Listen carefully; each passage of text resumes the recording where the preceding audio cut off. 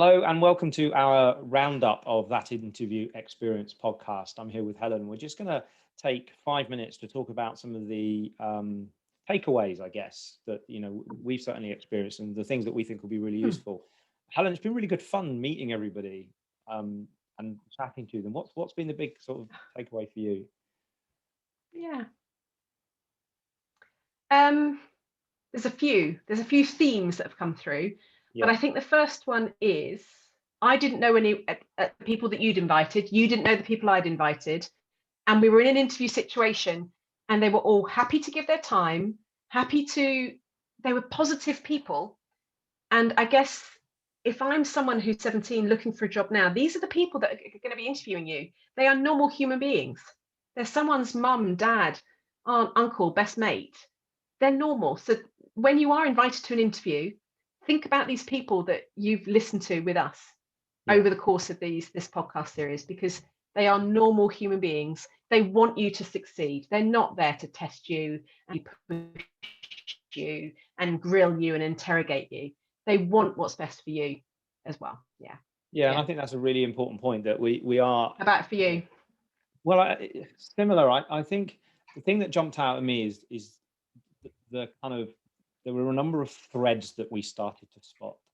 So things like how much weight the employers, because everybody there was an employer that we spoke to, how much weight they put on your personal attributes, your skills, your attitude, your ability to even try and appear confident over what was written on the CV. It was almost like the answer to the question is less important than how you answer the questions. That really came across to me. People, obviously need to be somewhere near correct.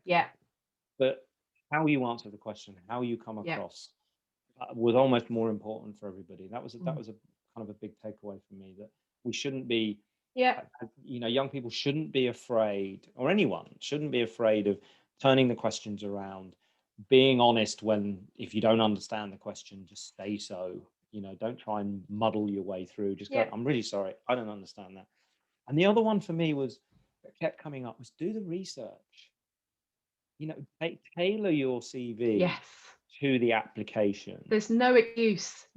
Write a covering letter that covers the points in the job description. When you come to interview, know what the business does, know the competitors, do your research, understand how the business works. I mean, there are no excuses. You've got LinkedIn, you've got websites, you've got YouTube channels, you've got social media, other social media channels. There's no excuse not to be able to understand that business that you're going to. And if you go into it with a bit of a cookie cutter approach, you're going to struggle. I think that was and also, if you've done your research, even if you are really nervous, it should help boost your confidence just that little bit more if you've done your research, because at least you know who you're going in to see and how long they've been at that company, if you've checked them on LinkedIn and things like that. Which leads me on to the other theme that came through, which is just be yourself. Don't be afraid of shouting. Well, maybe don't shout, but don't be afraid of claiming your victories. So if you have got all of your badges at Scouts, tell them. They're not going to know that unless you share that information. If you volunteer, tell them. If you've run a marathon, tell them. If you help your nan every weekend with her shopping, weave that into an answer. But that is the same advice for anyone going for a job interview, is please be yourself. And because if you're not yourself, if they do hire you, they're not getting you, they're getting interview version of you. Yes, and that's horrible. And you'll be found out. Yes. Exactly. That's a really important thing. I think the other thing that jumped out for me was to not be dismissive of your talents that perhaps you take for granted. So following on from very true. So a great example, I was speaking to a 16-year-old, I think she's 16, might be 17-year-old, had some questions about what university she wanted to go to, was struggling with her current course. And I had to remind her that, she's a martial arts national champion, and that takes a hell of a lot of discipline. and dedication to get to that level. Mm. And I had to remind her she's put her 10,000 hours of practice in already. She can consider herself elite. And she was like, yeah, but it's just martial art. And she dismisses everything that's gone into all the hours of training. all Yes. that, because it's just what she does every day. It's just, she just turns up and does it. And yet she's sacrificed probably parties, probably social things. Yes. She's probably sacrificed stuff to get to that position, and that is to be applauded and shouted about, and claim it. She should be really proud of that. Yeah, absolutely. My funny moment was ask mum. Tell me a time that you failed, blah, blah, blah, blah, blah, blah, blah. And how did you deal with it? I'd ask my mum.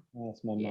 Yeah. So if you haven't heard that episode yet or watched that one, that's well worth it, because that was Hannah. That was Hannah, wasn't it? That was Hannah. Yes. Yeah. That's very true. And I think that's the other thing. So because Hannah talked about it, was the first person to really sort of bring that up, that your CV potentially, especially if you're going for a public sector role, your CV might be competing with 99 other CVs. So really think very carefully about how you want that to stand out. Be neat, make it attractive. You don't have to go mad, but at least make sure it's aligned. Put it on decent quality paper. Print it not in draft, but properly. And make sure it's legible. The font's not too small. And you came up with a really a great thing that I didn't know. That in the States you're looking for one-page CVs. In Germany they probably want 15. But in the UK, which is where predominantly people are going to be listening to this, 2 pages. Don't try and squeeze it into one. Use both sides. Get both sides filled, and make sure there's a proper flow. So that was quite interesting. You've got to make it stand out. Yeah.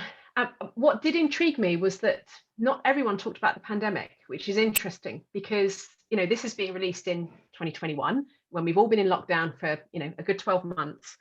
And what I would suggest is, if you're not sure how to answer certain questions in an interview, have a think about how you coped and didn't cope with the pandemic. Did you use your time in such a way? Did you hone your skills? Did you start a YouTube channel with your baking? Did you get a few friends together and have movie night once a month? And did you organize it? Please talk about that if you did. Yeah. Because there is a commonality between you as the young person being interviewed by probably an older person. The commonality is you've both been through a pandemic. Yeah. So there's an anchor there that you choose. There's an anchor. How you choose to share your experience of that. Personally, my experience the first 2 weeks, I personally couldn't stop crying. I found it really kind of, what is going on in this world? And then I stopped, reformed, and thought, right, come on. This is going to last a while. Go with it. And I'm not afraid to share that. And I would invite you not to be afraid of sharing that either, because I guarantee the person interviewing you has a similar experience. Yeah. And actually, you could be doing a lot of people a lot of favors, without realizing it, if you talk about how you've dealt with it, because that might give somebody else the tools to be able to deal with some of the things that they're dealing with. Absolutely. Share that. And it doesn't matter if you're 16 or 17. We're all human beings. We're going through something that's a challenge. When you go into that interview experience, I think it's about, that first experience. It's about sharing experiences. You're going to go into a job or a career working with other people, and if in that first experience, if you can't find common ground, well, maybe that's not the right place for you. Maybe it wasn't meant to be. But if you can find a connection which enables you to share an experience within that experience, I think you've got a great opportunity to land that role, if that's what you want. And don't give up. Absolutely. I think that's the other one that's come out, isn't it? Don't give up. Yes. Yeah, it's not every interview is not the be all and end all. It's a learning experience and it's practice. You will not get, let me rephrase. It's highly unlikely you'll get every job you interview for, and that's okay. It's how you pick yourself up, dust yourself off, follow up with the people that you interviewed with, and push on, and be more you next time. Don't be better next time, because there is no better. You can only be you. Yeah. And I think a number of people said this, that once an interview is done, treat it professionally, whether you get the job or not, ask for Hmm. feedback, connect Yeah. with them, say that, Mm. you'd be really interested if another opportunity comes up in the organization in 3-6 months time. Do remember Yeah. that whenever anybody goes into a new role, especially a young person in their first role, there's a 3-month probation. Not everybody works out. It's always worth making a note and going, okay, well, just ask the question, when are you looking, what start date are you Mm. looking for? Okay, 1st of May, brilliant. So I'm just going to check in on the 1st of August and see if anything's come up. It's always worth Yeah. Yeah. um, asking the question. You just don't Yeah. know. And with that in mind, I think it was the final one of the series when you shared with us about the fact that you didn't get a job at David Lloyd. You'd really wanted it, and they chose someone who they already knew, and you offered to do 6 weeks for free, which they were a little bit kind of like, why on earth would you do that? Well, it made sense. Now, if they'd said no to you, that is also okay, because you were traveling from Putney to Watford. Was there another David Lloyd that the person you interviewed with, that they knew the general manager at another David Lloyd or another tennis club that they could have put you in touch with? So don't ever feel that that one person you're interviewing with is it. Yeah. They know 40 other people, 50 other people. Their LinkedIn is thousands of people. Yeah, you are So positioning just yourself make in a good front of that impression. network. That's what it's about. Yes. Yeah. And join that Yeah, network if you absolutely. can. I think it's all Yes. right as a 16, if a six, I've got a few from the school who have said to me, can I Mhm. connect with you on LinkedIn? Of course. Great. Of course. Great. I think that's really I helpful. would love that.